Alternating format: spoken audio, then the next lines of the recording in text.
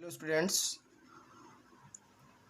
आज जो हम लोग प्रैक्टिकल करेंगे वो रिफ्लेक्शन ऑफ लाइट को वेरीफाई करने के लिए करेंगे।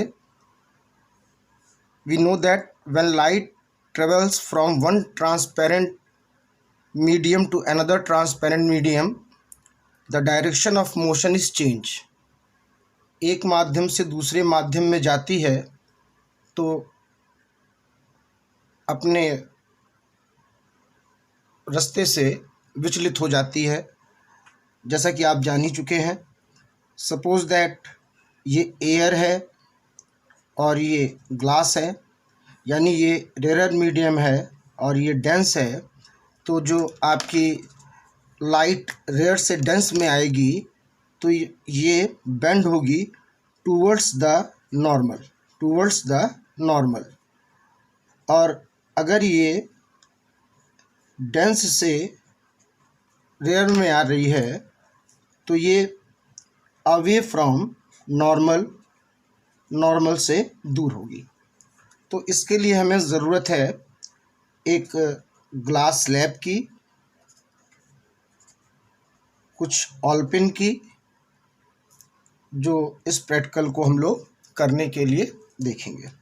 तो ये ग्लास स्लैब है, इसको कैसे करना है आप ध्यान दीजिएगा। मैं पेन यूज़ कर रहा हूँ पर आप लोग पेंसिल यूज़ करेंगे। पहले आप ग्लास स्लैब लीजिएगा और उसकी आउटलाइनिंग कर लीजिएगा। तो ये ग्लास स्लैब की आउटलाइनिंग कर ली गई। आप देख रहे हैं कि ये एयर है, फिर हमारा ग्लास स्लैब है, आफ्टर दैट फिर एयर है। यहाँ पर हम नॉर्मल ड्रॉ करेंगे, यहाँ पर हम नॉर्मल ड्रॉ करेंगे और इस नॉर्मल से एंगल आई, इंसिडेंट एंगल ड्रॉ करेंगे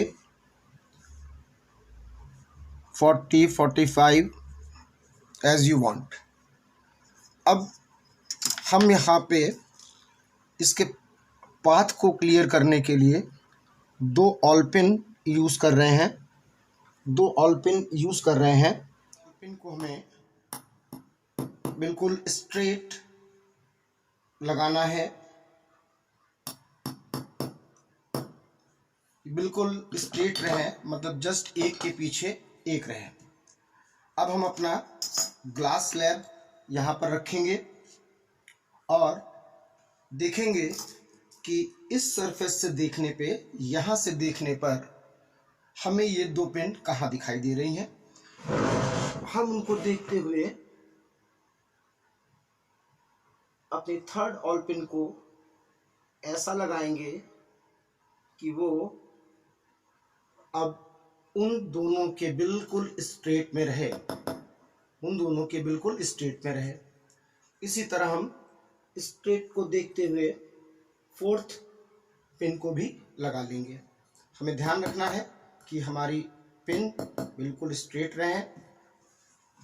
तो ये हम लोगों ने